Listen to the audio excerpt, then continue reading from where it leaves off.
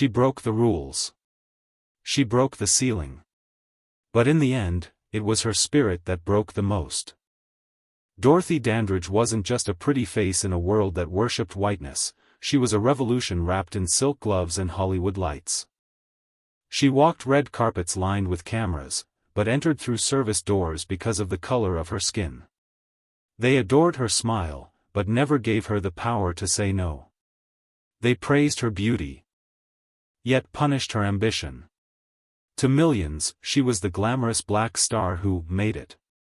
But behind the scenes, she was a mother drowning in heartbreak, a wife haunted by betrayal, and a woman constantly forced to choose between dignity and survival.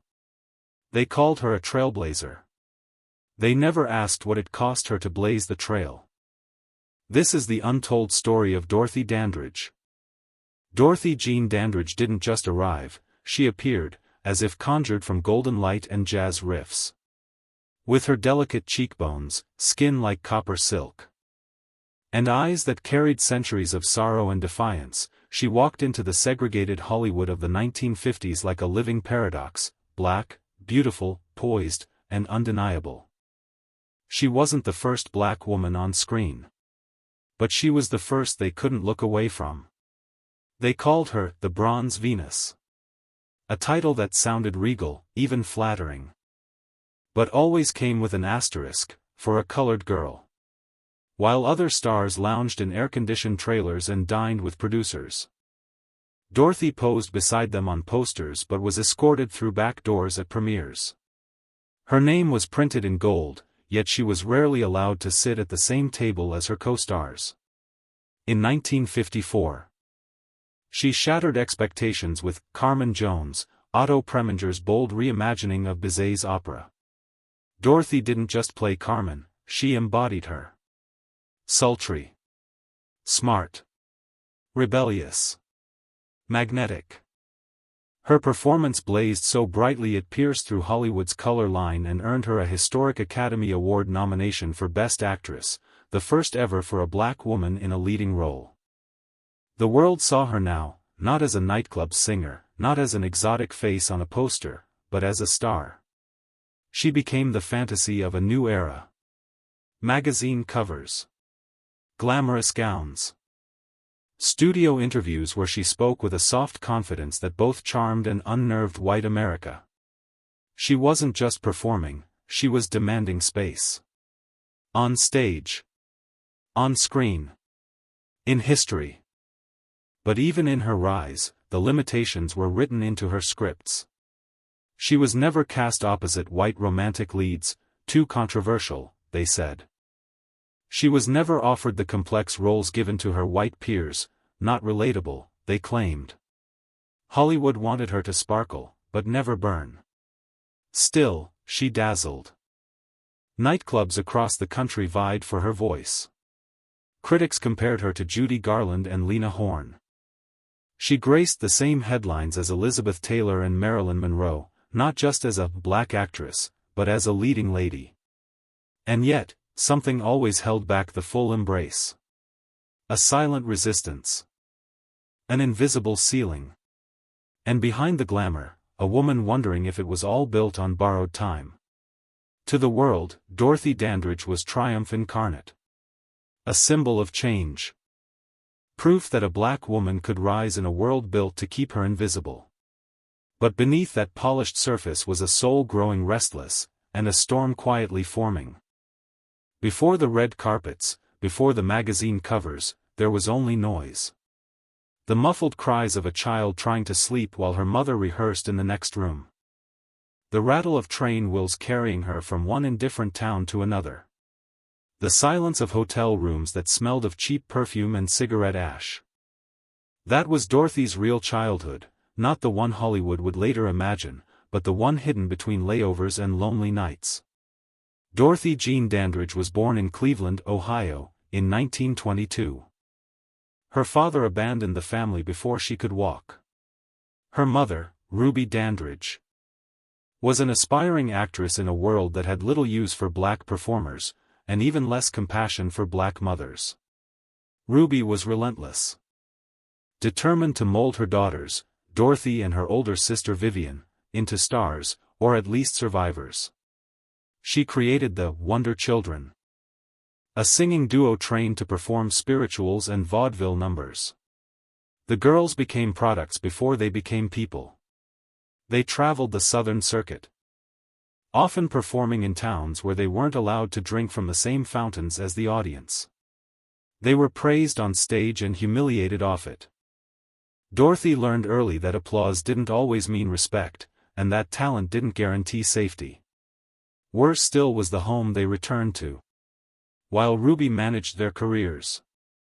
A woman named Geneva Williams, Ruby's rumored partner, managed their discipline. Geneva was no guardian. She was a tyrant. It is widely believed that Dorothy endured physical and psychological abuse under Geneva's hand.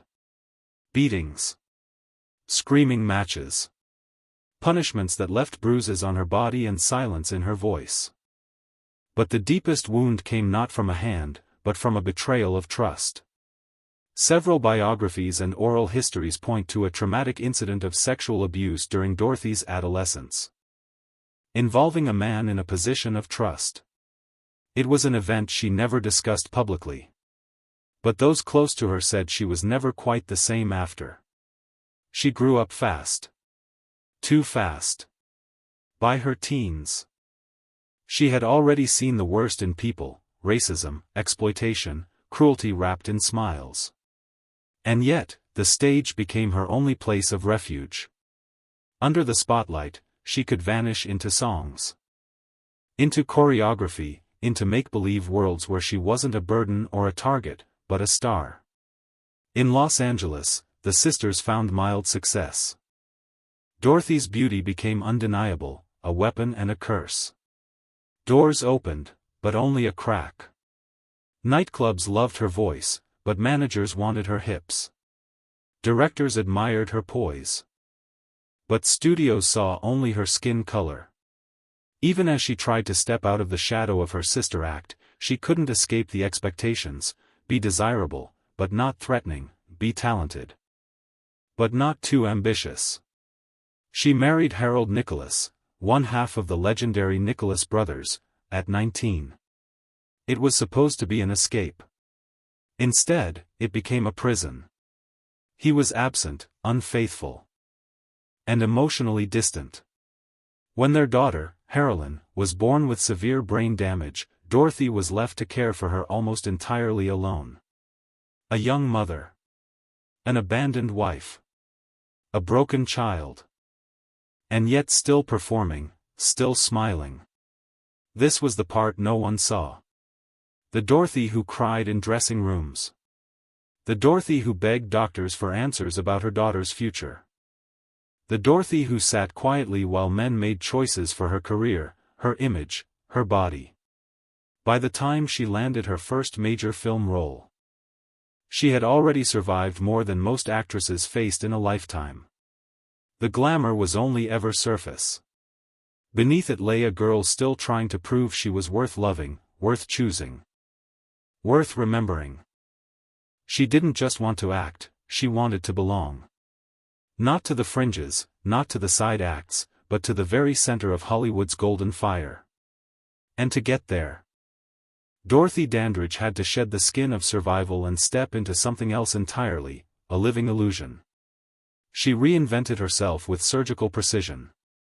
The hair, styled not to intimidate, but to seduce. The dresses, elegant, tailored, often inspired by white screen sirens, yet unmistakably her own. The voice, no longer gospel or jazz club grit, but velvet phrases trained in diction and restraint. She studied white Hollywood like scripture, not to mimic it, but to invade it. Behind closed doors, she hired voice coaches, movement coaches, elocution specialists, all to reshape the girl from the Chitlin circuit into a woman the studios might finally consider, if not equal, then exceptional enough to excuse. She understood the rules of their world, and she played them like a maestro plays a lie. But for a black woman in the 1950s, reinvention wasn't freedom. It was a performance layered over trauma. And the deeper Dorothy slipped into her new self, the more she began to fracture inside.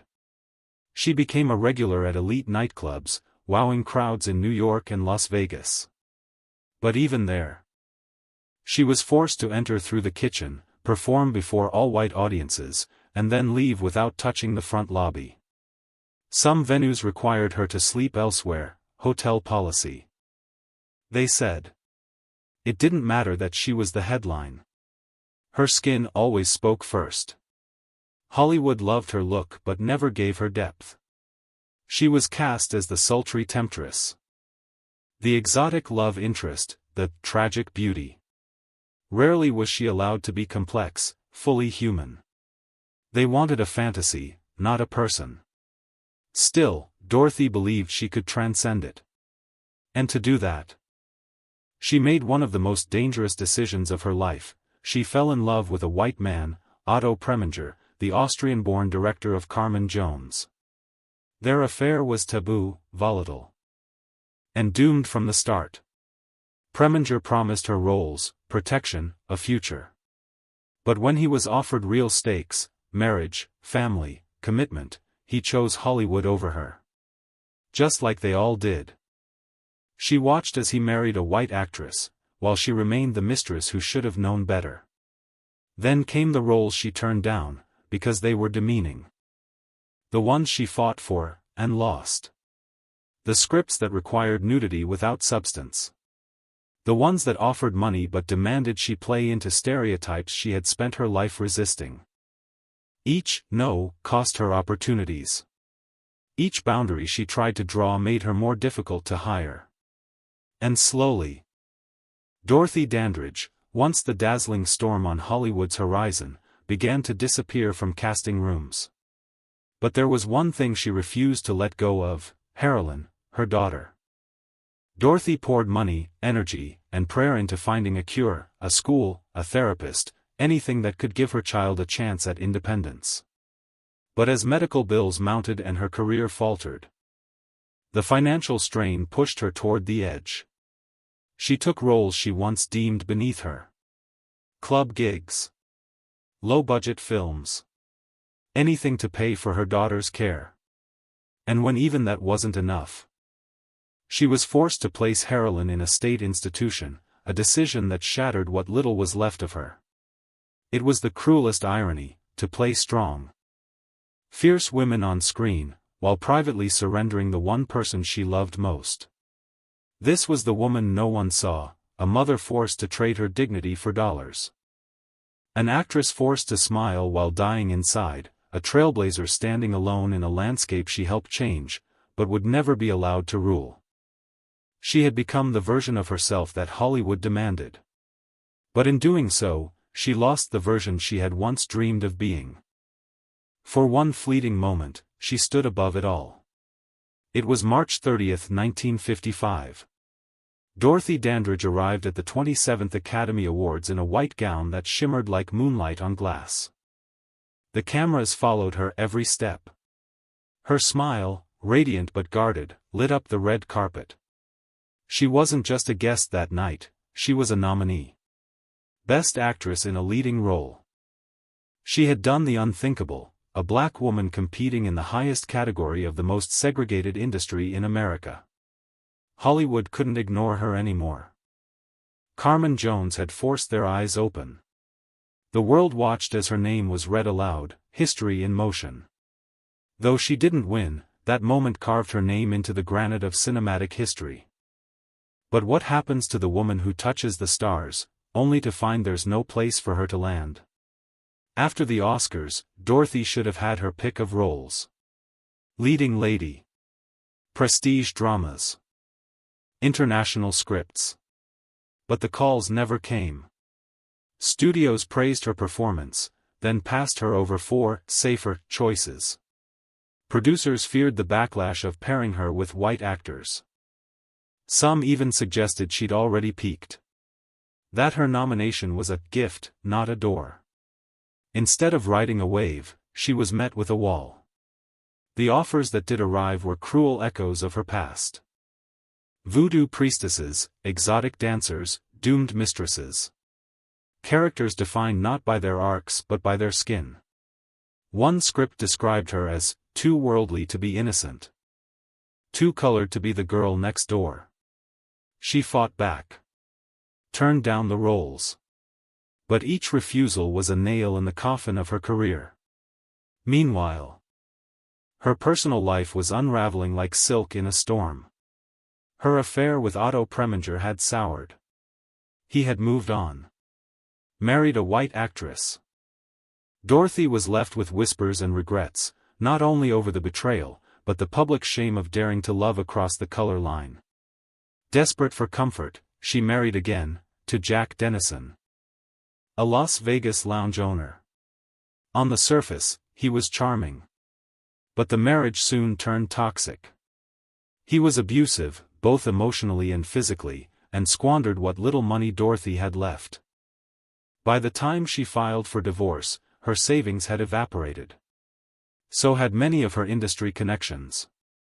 Her daughter Harolyn, still unable to speak or recognize faces, remained in an institution, draining what remained of Dorothy's heart and finances. She tried visiting. Sometimes she couldn't. Sometimes she didn't have the strength. To the outside world, Dorothy was still the glamorous pioneer. She posed for photos, gave interviews, sang in nightclubs. But those closest to her saw the truth: she was fractured. Torn between the image and the woman. Between the praise and the poverty. Then came Tamango, a controversial 1958 film where Dorothy played the mistress of a white slave ship captain. The film was banned in several countries, sparking outrage for its interracial themes. Critics were divided. Audiences were confused. Hollywood turned its back once again. By the early 1960s, Dorothy was out of work, out of love, and out of money. She filed for bankruptcy. Lived in a small Los Angeles apartment. Took sleeping pills to cope. Performed in second-rate clubs to stay afloat. Her voice, once vibrant and velvet, had begun to crack. The red carpet was now a memory. The spotlight, a ghost. And still, she kept going. Because that's what Dorothy Dandridge did, she endured. Until she couldn't. On September 8, 1965, Dorothy Dandridge was found dead in her Los Angeles apartment. She was 42 years old. The coroner's report listed the cause as an overdose of imipramine, an antidepressant. Some whispered it was suicide. Others claimed it was an accident, a miscalculation by a woman too tired to count the pills anymore. Regardless of the explanation, the truth was louder. Hollywood had already let her die long before her body did. There was no grand farewell. No front-page tributes. No state funeral. Just a brief wire story, a few black and white photos. And then, silence. She had been the first black woman nominated for Best Actress. The first to grace the covers of fashion magazines once reserved for white stars. The first to walk into rooms where others like her were still unwelcome. And yet she died broke. Alone. Forgotten by the system she helped bend. But she wasn't erased. Years later, her name would re-emerge, in documentaries, in award ceremonies, in the voices of actresses like Halle Berry and Angela Bassett who cited her as a blueprint. A cautionary tale. A flame that burned too soon, but brightly enough to light the way. Dorothy Dandridge didn't vanish. She became a whisper. A warning. A legend. She was not just a woman who tried to break through, she was the wound Hollywood refused to treat, and the mirror it still struggles to face.